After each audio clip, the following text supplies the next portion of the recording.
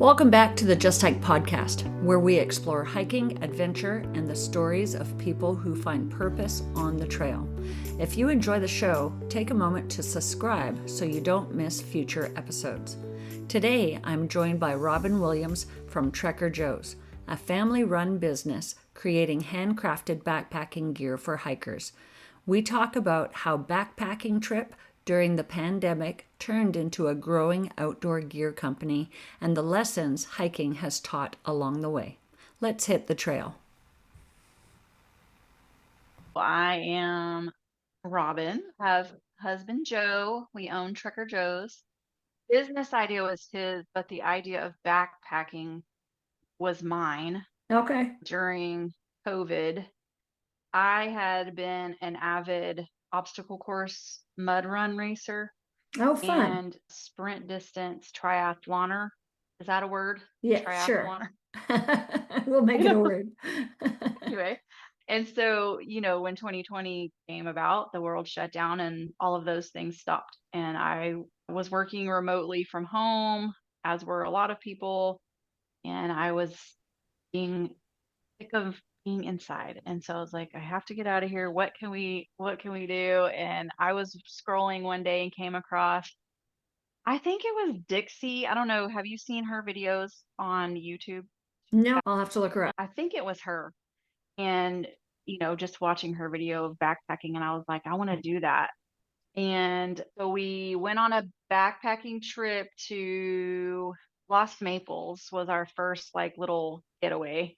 And of course our packs were whatever we already owned from camping. So we were just shoving everything and anything in them, and we're gonna need this and we're gonna need that. And it was like, I think once we weighed out everything, I had like 35, 40 pounds and his was Right. like 50.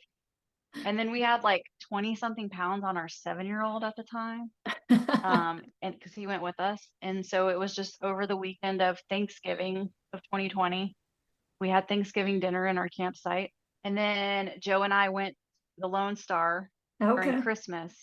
We went to just do a little section hike of that. And from Lost Maples, we had pared down some weight, learned what we didn't You need, kind but of learn we your were lessons, still don't you? heavy. Yeah, Yeah. but we were still heavy.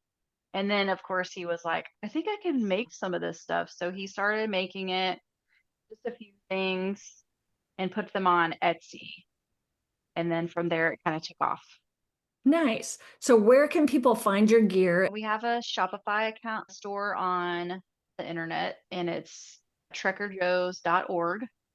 And then you can find our gear on Garage Grown Gear. Our gear is mostly accessories. So water bottle sleeve, that's our top seller, number one fave. We do zipper pouches, shoulder pouches, fanny packs, wallets, and dry top bags in a Nice. variety of colors and sizes. And I think I remember you saying once that they're completely customizable in whatever colors you want. You can just pick out your colors and we'll get it made, or he'll get it Nice. made. He Joe does will all the make it. sewing. Now tell me about the fanny pack. Last time we were chatting, you were saying that you were helping design the fanny pack and making it more user friendly, less buckles. It has a piece of extra fabric on the back that you can slide your hip belt through and clip it on that way. So Nice. you don't have an extra strap. Of Right. course, it does have an extra strap, so you can wear it that way as well. You can wear it with or without your backpack. Sometimes I even will strap it through my shoulder, the chest strap, and wear Oh, it up there. I've done that. You can also wear it as a sling bag. I like the idea of having the water bottle sleeves attachable to your backpack because then you can switch it between your different backpacks.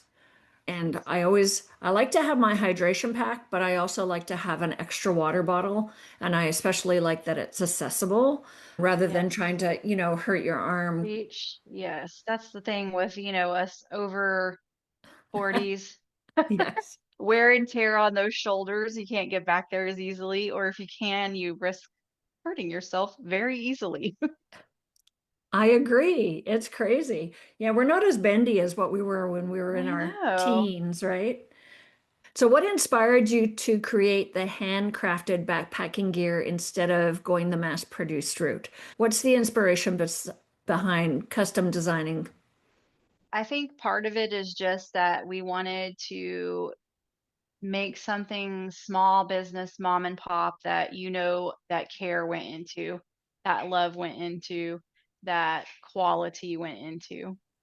So that's the main Nice. reason that we don't have mass production. Yeah. What was the very first piece of gear that you guys made and that you still use today? Was the very first piece. I believe that was the wallet.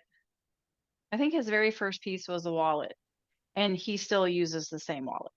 Oh, really? So it's 3.5, almost 4 years now that he's used the same wallet.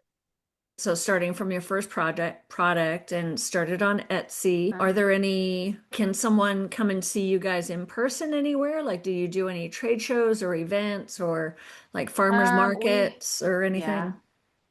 So we had been at a farmer's market near our house. We did that for a season, and it really wasn't conducive to our sales. We have a goal of getting to some of the trail days as vendors. So what challenges did you face getting the business, kind of off the ground and what's Mhm. the kind of the daily grind like? Like I think both you and Joe are still working full time and then plus trying to run this business on the side, right? Yes, Joe. So when we first started, we were both working full time. I have been quote unquote retired for since 2022. I stopped working outside the home to homeschool our youngest kid full time. I was homeschooling him and working, so that became a little more difficult. So Sure. started staying home. Recently, just within the last 2 weeks, I've started working part-time outside the home again. Our oldest son, he's 26. He's our only employee, so he helps a lot with cutting out the orders and getting them ready for Joe to sew. Some of the challenges are we are very small. Like I said, it's just me, Joe, and our oldest. Sometimes our 13-year-old will hop in helping with shipping, packaging things, and stuff like that. Sometimes our orders for garage grown gear can be large. So having the time with Joe working a full-time job, everybody has outside jobs besides this business. So that's one of the major challenges we have, is that we're not able to be fully 100% dedicated to Trekker Joe's at this point in time, but we do our best to fulfill every order, keep that quality, and get it to you in a timely manner. We usually get it to you before it's due per Shopify. It needs to be shipped by date. So Joe's Good. pretty good Yeah, it's about always a that. good goal. So I think just being in home and very small is a big challenge. For sure, because you guys are responsible for everything. And that's another big challenge is social media. We are horrible at our social media accounts. So we need to learn to do those better.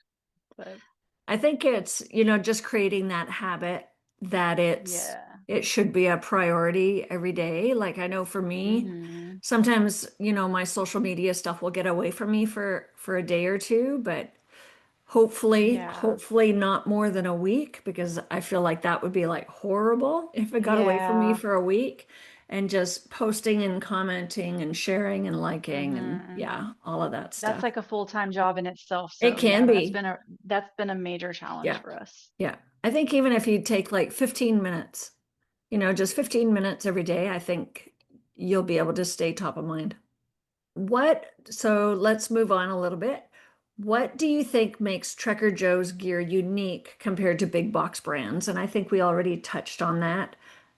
Just that it's made in person by hands by one or two or three people. I Well, I don't think know my Joe's the husband. only one who can sew, right? Yes, Joe is the only sewer, and he gripes at us all the time about somebody else needs to learn to sew. But he also is very in control of the sewing, and so he is.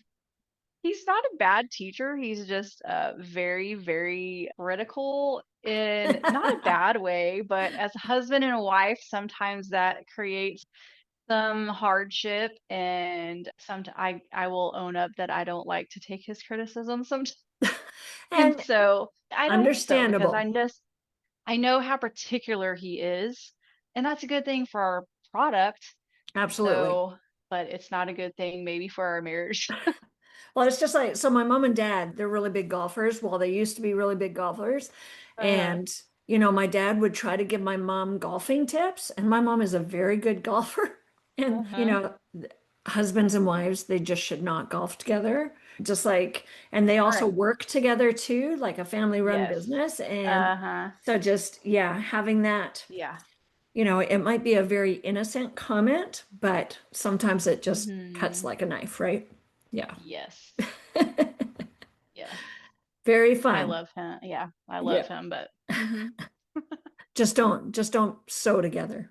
yeah, we just don't sew together. Yeah, let him do the sewing. Sounds good. I'll cut stuff out. I will prepare orders. I will write notes on orders. I will do all of the things except sewing. But Now, do our you 13-year-old has taken some interest in the sewing, and he is an amazing sewer. He can sew a straight line in a corner like you wouldn't believe. nice. Hey. So he has sewn some of our wallet. Yeah. Oh, that's so cool. I bet you Hmm. I'm sure he's very proud of that. Yes. Now, do you have any customer stories that have really stuck with you? Customer stories, customer stories. Well, we have one very loyal customer, Jason with Trailblazing Texas podcast is one of our most loyal customers, and we love him. He orders things from us all the time. He shares on his podcast. He has probably like every color of everything that we make. And when a new color comes out, Jason's usually the first one on the order. We have not got to meet him in person yet, but Joe and him talk all the time, and we need to get a hike on with him. So, Absolutely. So him and I will lead hikes on the Lone Star Hiking Trail. And so yeah. he's one of our group leaders on the trail now. How do you like to stay connected with the backpacking and hiking community? I am on a lot of Facebook pages for backpacking and hiking. I try to go out on at least two longer trips per year. Same with Joe. We don't really hike together anymore because we kind of scarred our 13-year-old when he was 7 What, with off that the 50 load. pound backpack? Literally, yeah, with a 20-pound backpack. And then after Lost Mabels, we took him out on the Lone Star for a 17-mile weekend when he was 7. So, Yeah. and he was injured during Oh, that hike and ended up having to have surgery. And so oh now he's like, I no. hate backpacking. What Yeah. happened? How come he became injured? Was it just too heavy of a He pack or did he trip? No, he fell. He tripped and Oh, fell and ended up with what we thought it was just a little cut on his palm of his hand. During the hike, we got further and further in and got to camp that night. And I looked at his hand and it was like swollen up. So I was like, well, maybe we just didn't get all the debris out and everything. So we cleaned it up really well, wrapped it up. And then when we ended up getting off trail. I couldn't get it to heal. I couldn't get it to stay clean. I noticed it was starting to get red. So I was like, oh, infections, looks like infection. We took him into the doctor, and sure enough, he had like a dime-sized piece of wood that had embedded itself in the palm of his hand. So he had to have surgery, like to have oh it removed. no. So Yikes. that's what I meant by like, we literally scarred him.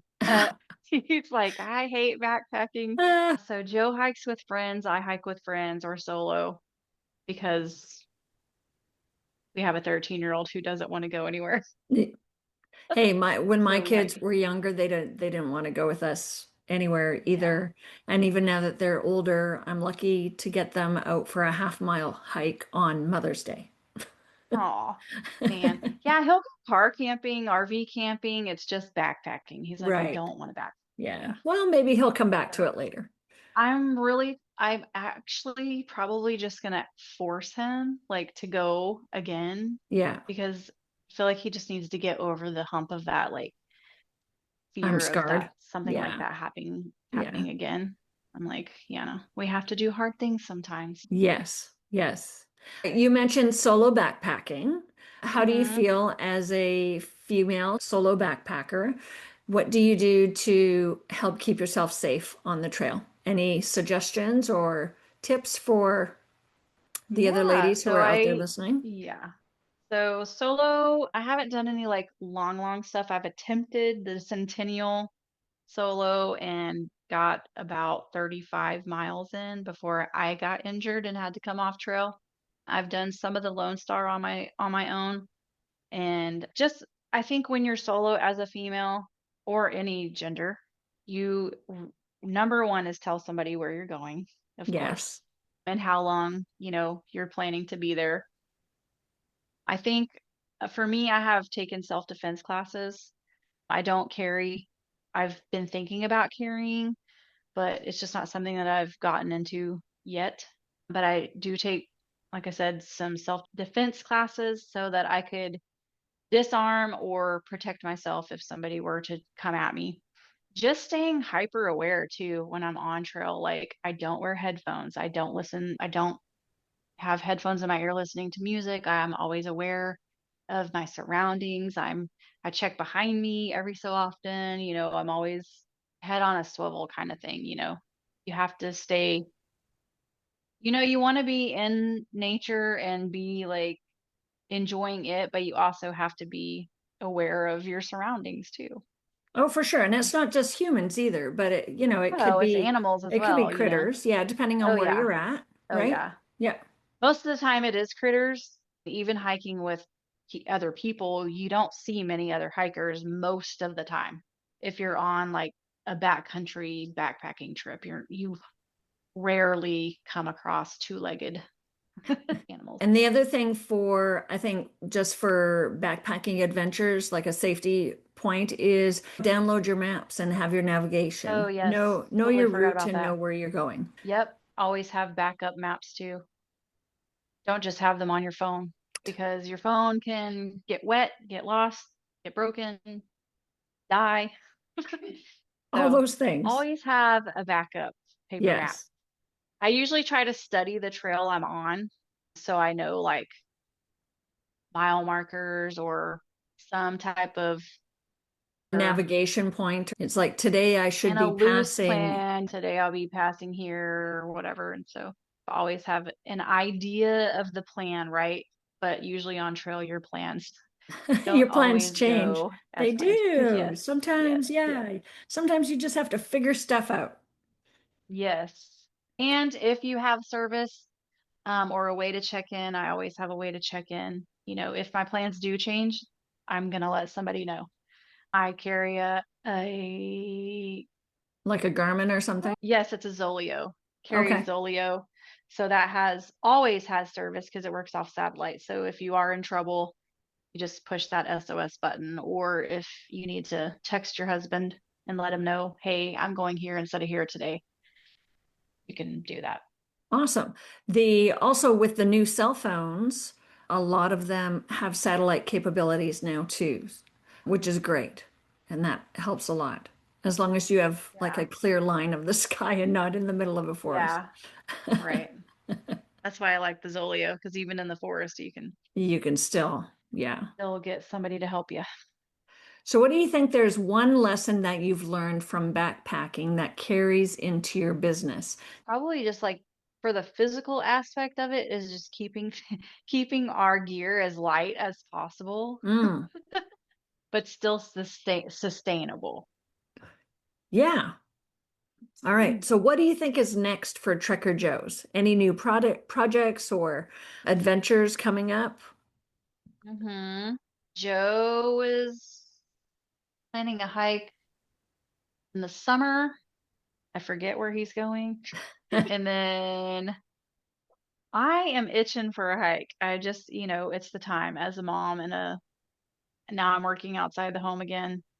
And I just had my grandbaby. So, and he lives in Colorado. So it's all the things, right?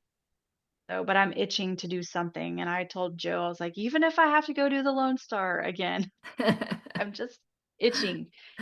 And as a purist, I could say I need to go do it again to complete it because Yeah. And then for gear, Joe is planning on releasing a backpack this year. Oh, So that's exciting. He's going to make a prototype that I'll carry and give him feedback on. And then so Joe fly fishes a lot. okay. It's one of his other hobbies, and he likes to fly fish while he's backpacking. So he carries a little Cora rod with him, and he created a fishing fanny pack that is able to hold all of his gear for fishing. So he's planning to release that sometime this year too. Oh, So that's kind of yeah. melding the fishing and hiking backpacking world. Yeah, Yeah. that's Well, I know exciting. that's a great idea. I know when my husband and I go together and we end up at some sort of water source, Hmm. it's like, oh, I wish I should have Wish I had a I fishing should have brought my pole. fishing rod. Yeah, he has a little backpack, a little Syncora rod that he puts together once he's out there, but it breaks down. And then Yeah. with fly fishing, you have to have all the flies and the net and the whole thing. Did you just do Trail Between the Lakes? Yeah. I think that's a trail. So I have that on my list because I want to do all the things in Texas, right? Okay. I think that's the one me and Joe were talking about if we could get away together going and do that. Yeah. Yeah. Yeah. We So haven't that one's a backpacked nice one. together in a It's long time. what, 30 miles or so? Like it's not that Okay. long. And yeah, it has some very pretty scenery to it. There's some sections that are easier to navigate than others. Hmm. Just an FYI, putting that Okay. out there. Lake, I think it's called Lakeview Recreation Area, I think, is on this Toledo Bend side. And it's Okay. $3 a night for the campsite. So we Oh staged wow. there. And then the Hmm. group that I was with, and that was a pretty big group from mostly the Lone Star Hiking Trail Club. And Hmm. so we went out there and we section hiked it. And so our base camp was at Lakeview. And then we just did a bunch of shuttle Oh, vehicles. that's Yeah, it worked fun. out pretty good. And people were able to hike really as much or as little as they wanted to. It was good. Very pretty That's, area. I really highly recommend that campsite. It was really yeah. nice. Yeah. Do you have any backpacking trails you want to go do? Oh gosh, everywhere. We just finished, so a friend of mine and I in November, we went and did Eagle Rock Loop. So that was a lot of Oh, fun. that's a good one. I Yeah. love Eagle Rock. I've done that one, but Yeah. Joe wants to go do it, so I'll probably do it again. Oh, and I'd like to go back and do some more of the Ouachita. I did a Hmm. section of it probably about 3 or 4 years ago now, and I'd like to go back and do some more of it, except for not the far east side because I heard it's all like the Really boulders rocky. from hell kind of thing. I think I'll just avoid that. I don't need to do that. Yeah. And I have some international places in mind that I want to go. I want to go to New Zealand and Oh hike yeah. on the South Island. I've been to the North Island twice, but I've never been to the South Island, so I want to go to the South. And then also, I just did an interview with, I'm releasing it tomorrow. It's with, her name is Deborah, and her website is called Journey to Wellness, and she's all about motivating women to get outside and enjoy the outdoors, Hmm. backpacking and hiking. And she's from Nova Scotia. And just the way that Oh, she fun. described Nova Scotia and the hiking that's available up there, it's Yeah. like, oh, I want to go to Nova Scotia now. I want to Yeah. go do the Camino in Spain Oh, yeah. Nice. at Yeah. some point in my life. It's just, I think it's like just it's a different type, right? You're staying in little hostels along the way and being welcomed by the community, and Yes. it's almost like day hiking, I guess. You don't really have to find somewhere to sleep. Right. You're not Yeah. carrying cooking equipment, so that makes a big difference. Hmm. Last year, a small group of us went to the San Juan Huts in Colorado. Ooh. The San Juan Hut systems, they shuttle you to the trailhead and it's at 10,000 feet. And then so you hike about 7 or 8 miles each day and you go basically from hut to hut for 4 nights. Okay. And that was a lot of fun. And, they provide in Hmm. the hut, they have sleeping bags, they have bunk beds, they have all your cooking equipment. Water sources are nearby. So you carry, like, there's a jug and you carry the Hmm. jug, you get your water, and then you treat your water. I'm gonna have to write Yeah, this down look that too. one up. It's called San Juan San Juan. hut system. Isn't Ouray like the Switzerland of, Yeah, you that can sounds fly into fun. Montrose. Some people will fly to Montrose. You might be able to get a good deal. But we decided we just rented it like a really big van kind of thing, and we drove. There were 8 of Yeah. us, and we just went up and did the hut to hut. So that was cool. Went to Mexico and saw the monarch butterflies in Mexico, if you're familiar with the migration. Yes. And so there's the biosphere in the mountains in Mexico. And so a small group of us went and did that. So that was Oh, that's, cool. But yeah, just I'll do whatever. do you solo hike at all?